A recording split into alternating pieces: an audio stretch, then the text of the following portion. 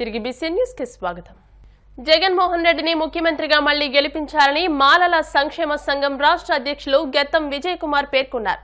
కృష్ణా జిల్లా పెనమలూరులో ఆయన మాట్లాడుతూ గత 5 ఏళ్ల నుంచి ఎస్సీల కోసం జగనన్న అనేక సంక్షేమ పథకాలు తీసుకొచ్చారని, విద్యా అభివృద్ధిలో భాగంగా స్కూళ్లను మరింత అభివృద్ధి చేశారని అన్నారు. చంద్రబాబు నాయుడు 14 సంవత్సరాల పదవీ కాలంలో చెప్పుకోవడానికి ఒక్క సంక్షేమ పథకం కూడా లేదని అన్నారు. రాష్ట్ర వ్యాప్తంగా 30 లక్షల పేదల కుటుంబాలకు స్థలాలు ఇచ్చిన ఘనత జగన్మోహన్ రెడ్డికే దక్కుతుందని అన్నారు.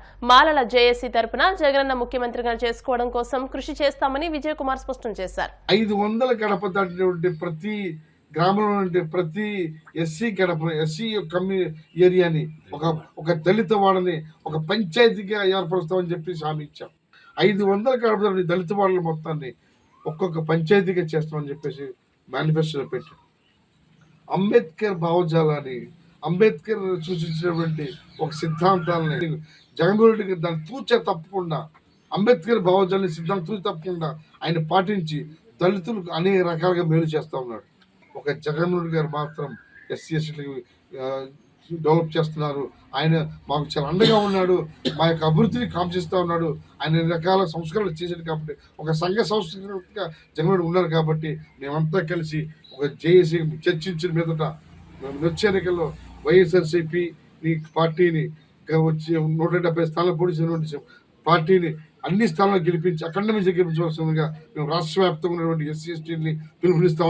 ఇంకా ఉంది జనాలు సోమరపోతులు అవుతున్నటువంటి వ్యక్తి మళ్ళీ అదే జగన్ మేనిఫెస్టో కాపీ పెట్టి అతను మేనిఫెస్టో పెట్టుకున్నాడు. మళ్ళీ పైపెచ్చు 3 సిలిండర్ ఉచితం అంట, అంటే బస్సు ఫ్రీ అంట.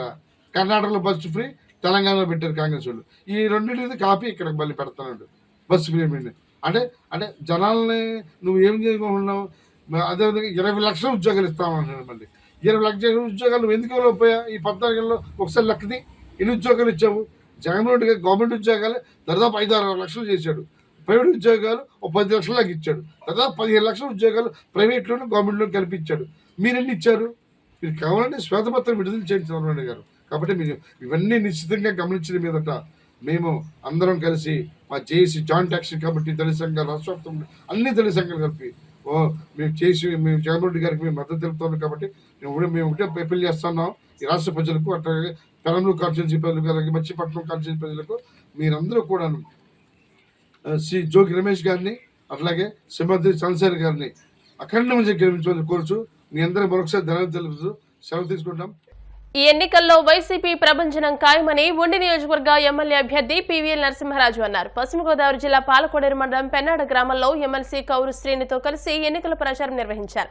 ఈ సందర్భంగా కౌరు శ్రీను మాట్లాడుతూ ఫ్యాన్ గుర్తుపై ఓటు వేసి ఎమ్మెల్యేగా పివిఎల్ ను, ఎంపీగా గూడూరు ఉమాబాలను అత్యధిక మెజార్టీతో గెలిపించాలని ఓటర్లను అభ్యర్థించారు. ఈ సందర్భంగా పెద్ద ఎత్తున నిర్వహించిన ర్యాలీలో పివిఎల్ మాట్లాడుతూ పేదలను ఆదుకునే ముఖ్యమంత్రి జగన్మోహన్ రెడ్డిని మరలా గెలిపించుకుని ఉండి నియోజకవర్గంలో వైసీపీ జెండాను ఎగురవేయాలని ప్రజలకు పిలుపునిచ్చారు. ఈ కార్యక్రమంలో సర్పంచ్ చిల్లా అనుష, గొట్టుముక్కల గోపాలకృష్ణరాజు, మంతెన సుబ్రహ్మణ్యరాజు, ఆదాడ లక్ష్మీ తులసి, స్వర్ణలత, ఆరేపల్లి పెద వెంకటస్వామి, పార్టీ నాయకులు, కార్యకర్తలు పాల్గొన్నారు.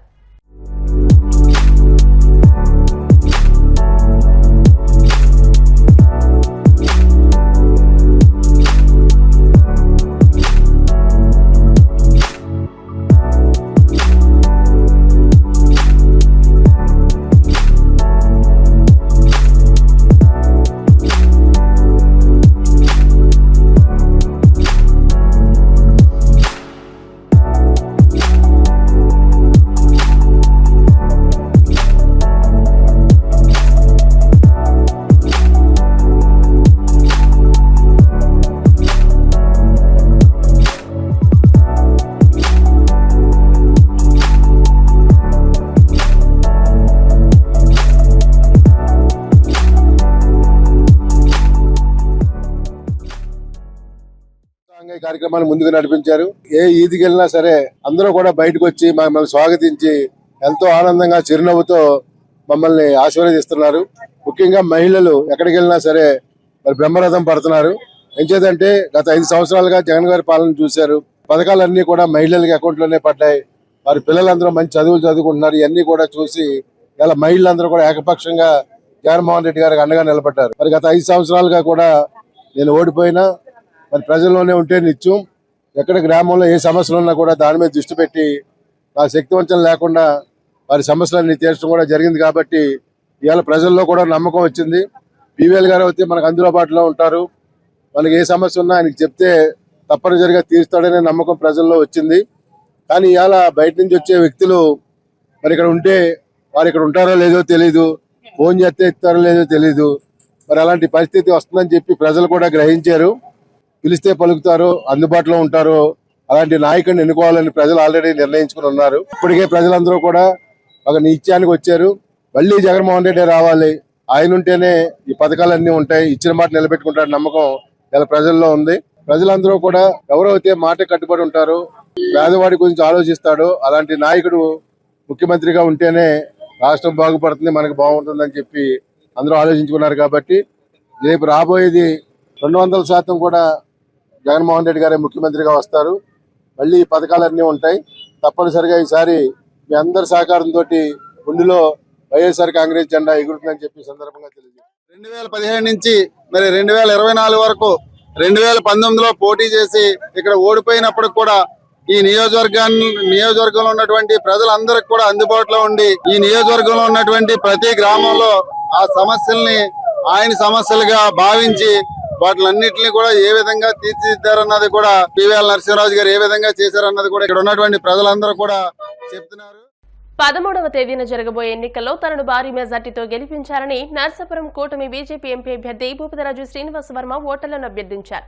ఇప్పటివరకు గ్రామాన తిరిగి ప్రచారం నిర్వహించామని, ప్రతి ఒక్కరి మద్దతుతో తనను గెలిపించాలని కోరారు. అలాగే పార్లమెంటరీ నియోజకవర్గ పరిధిలోని కూటమి అసెంబ్లీ అభ్యర్థులకు సైతం ఓట్లు వేసి గెలిపించాలని కోరారు. ఈ నెల 13న జరగబోతున్నటువంటి ఎన్నికల్లో పార్లమెంట్ అభ్యర్థిగా పోటీ చేస్తున్నటువంటి నన్ను, అలాగే 7 శాసనసభ స్థానాల్లో పోటీ చేస్తున్నటువంటి కూటమి అభ్యర్థులను మీరందరూ కూడా పెద్ద మెజార్టీతో గెలిపించాలని కోరి ప్రార్థిస్తున్నాను. పార్లమెంట్ ఎన్నికలకు సంబంధించి ఏదైతే ఫస్ట్ ఈవీఎం బ్యాలెట్ పార్లమెంట్ ఎన్నికలకు సంబంధించింది, రెండో ఈవీఎం మిషన్ ఏదైతే ఉందో అది అసెంబ్లీ ఎన్నికలకు సంబంధించింది. ఫస్ట్ ఈవీఎం మిషన్లో ఏదైతే సీరియల్ నెంబర్ 3లో భూపతిరాజు శ్రీనివాస్ వర్మ కమలం సింబల్ మీద ఇక్కడ బటన్ నొక్కడం ద్వారా మరి నాకు ఓటు చేసి గెలిపించాల్సిందిగా కోరుచున్నాను. అదేవిధంగా శాసనసభ అభ్యర్థులు కూడా వారి సీనియర్ నెంబర్లో ఓటు వేసి మెజార్టీతో గెలిపించాలని కోరి ప్రార్థిస్తున్నాను. తప్పనిసరిగా మీరు ఒకసారి అవకాశం ఇచ్చి చూడండి, మీకు ఏ విధంగా సేవ చేస్తాను అనేటువంటి విషయాన్ని భవిష్యత్తులో నిరూపించుకుంటా మీ ఇంటి పెద్ద కొడుకుగా, మీ కుటుంబంలో సభ్యుడిగా ఉంటానని ఈ సందర్భంగా మీకు హామీ ఇస్తున్నాను. తాను అడిగిన ప్రశ్నలకు సీఎం జగన్ సూటిగా సమాధానం చెప్పాలని ఏపీ పీసీసీ అధ్యక్షురాలు కడప ఎంపీ అభ్యర్థి షర్మిల డిమాండ్ చేశారు. కడపలో నిర్వహించిన మీడియా సమావేశంలో ఆమె మాట్లాడుతూ కంటతడి పెట్టుకున్నారు. రాజకీయ కాంక్షతోనే కడపలో పోటీ చేస్తున్నారని జగన్ అంటున్నారని, తనను రాజకీయాల్లోకి తెచ్చింది జగనన్న కాదా అని ప్రశ్నించారు. భర్త, పిల్లలను వదిలి జగన్ కోసమే 1000 కిలోమీటర్లు పాదయాత్ర చేశానని భావోద్వేగానికి గురయ్యారు.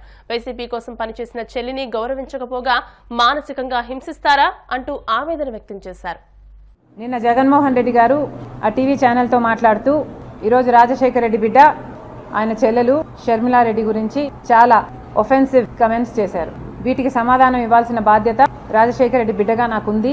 రాజశేఖర రెడ్డి గారిని అభిమానించే వాళ్ళెందరో కూడా నన్ను తప్పుగా అర్థం చేసుకోకూడదు. కాబట్టి నేను ఈ సమాధానం ఇవ్వాల్సిన అవసరం ఉంది. ఇదే కాకుండా జగన్మోహన్ రెడ్డి గారు ఎన్నికల సందర్భంగా కడపకు వస్తున్న నేపథ్యంలో ఆఖరణ కొన్ని సమాధానాలు కూడా అవసరం ఉంది. ఆ ప్రశ్నలు కూడా అడగడం జరుగుతుంది. నాకు రాజకీయ కాంక్ష ఉన్నట్టు, అందుకే రాజశేఖర రెడ్డి గారి కుటుంబంలో భేదాలు వచ్చినట్టు, నా రాజకీయ కాంక్షే దానికి కారణం అన్నట్టు వ్యాఖ్యానించడం జరిగింది. నాకు రాజకీయ కాంక్ష ఉంటే నేను పాదయాత్ర చేసినప్పుడు మీరు జైల్లో ఉన్నారు. మొత్తం పార్టీ నా చుట్టూనే ర్యాలీ అయింది. నాకే గనక రాజకీయ కాంక్ష ఉంటే వైఎస్ఆర్సీపీ పార్టీని నేను హైజాక్ చేసేదాన్ని కాదా? మిమ్మల్ని ఒక పదవి కానీ ఒక పోస్ట్ కానీ నేను అడగకుండా మీకోసం చేశాను, ఇది నిజం అని నేను బైబిల్ మీద ప్రమాణం చేయగలను. మీరు అదే బైబిల్ మీద ప్రమాణం చేసి నేను మిమ్మల్ని ఈ పోస్ట్ అడిగానని కానీ ఈ పదవి అని అడిగానని కానీ మీరు ప్రమాణం చేయగలరా? రాజశేఖర రెడ్డి గారి దగ్గర నుంచి మీకు ఎందుకు రాలేదు? ఏదైనా ఒక లావాదేవీ కోసం ఏదైనా ఒక లాభం కోసం ఆలోచన చేసే మనిషి కాదు రాజశేఖర రెడ్డి గారు. ఆయన బిడ్డను నేను. ఆయన హృదయానికి దగ్గరగా ఆయన మాటలు వింటూ ఆయన హృదయంలో హృదయంగా పెరిగిందని నేను. ఆ రకంగానే నేను కూడా ఆలోచన చేయాలి, ఆ రకంగానే మీకు నేను సహాయపడాలి, అంత నిస్వార్థంగా మీకోసం నేను త్యాగం చేశాను. ఈరోజు మీ చెల్లెలు మాత్రమే మీ పక్కన ఉంటే అది నెపోటిజం కిందికి వస్తుంది. మీ మాటలు మీరు ఎంత ఇన్సెక్యూర్గా ఉన్నారో చెప్తున్నాయి. మీకు అర్థమయ్యే మాట్లాడుతున్నారా? మీ మాటలే మీ క్యారెక్టర్ని కాంట్రడిక్ట్ చేస్తున్నాయి. మీకు మీ చెల్లెలంటే ఇన్సెక్యూరిటీ అన్న విషయము మీ మాటలే బయట పెడుతున్నాయి. ఒకసారి ఆలోచన చేసి మాట్లాడండి ఇంటర్వ్యూలలో మాట్లాడినప్పుడు అని జగన్మోహన్ రెడ్డి గారికి చెప్తున్నాం. రాజశేఖర రెడ్డి బిడ్డ అనే ఇంగితం లేకుండా, మీకోసం పాదయాత్ర చేశానని లేకుండా, పాదయాత్ర చేసినప్పుడు నేను షర్మిలారెడ్డినే, కానీ ఇప్పుడు మీతో విభేదించాను కాబట్టి నన్ను, నా క్యారెక్టర్ని, నా పుట్టుకను, నా పేరును ఇలా ఎన్ని విధాలు వీలైతే అన్ని విధాలు జగనన్న గారు గుర్తుపెట్టుకోవాలి. ఒక చెల్లెలుగా చెప్తున్నాను, మీరు దీనికి చరిత్రలో నిలిచిపోతారు.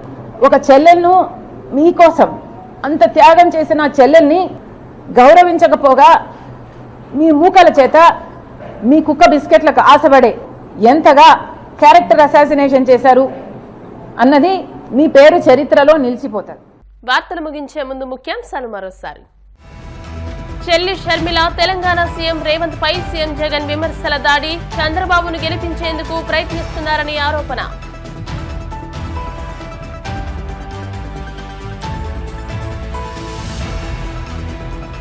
సాయంత్రానికి మోగబోనున్న మైకులు, ఉన్న కొద్దిపాటి సమయాన్ని సద్వినియోగం చేసుకునే పనిలో అభ్యర్థులు.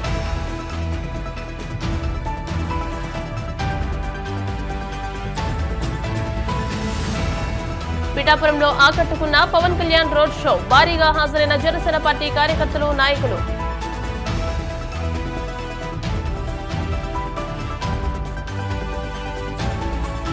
ఎన్నికల్లో వైసీపీ ప్రభంజనం ఖాయమన్న పీవీఎల్, జగన్మోహన్ రెడ్డిని మళ్లీ ముఖ్యమంత్రిగా గెలిపించుకోవాలంటూ పిలుపు. ఈ వార్తలు ఇంతటితో సమాప్తం. మరిన్ని వార్తా విశేషాలతో నెక్స్ట్ బులెటిన్లో మళ్లీ కలుసుకుందాం. అంతవరకు సెలవు, నమస్కారం. చూస్తూనే ఉండండి BCN న్యూస్.